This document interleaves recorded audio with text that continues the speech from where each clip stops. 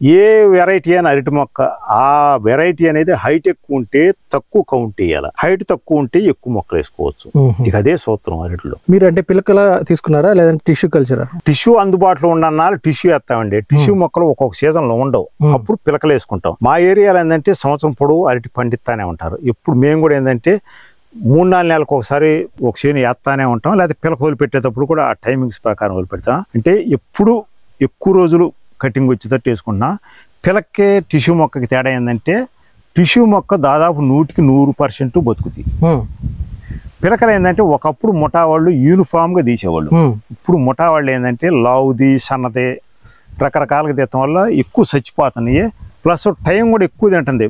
ఒక మొక్క హైట్ ఎక్కువ పెరుగుతుంది, ఒక మొక్క హైట్ తక్కువ పెరుగుతుంది.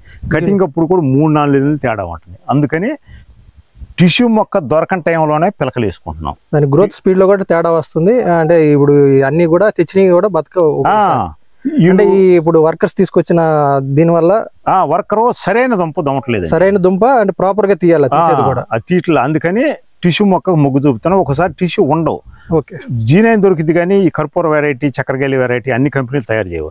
అందుకని మేము పిలకలు వేసుకుంటున్నాం.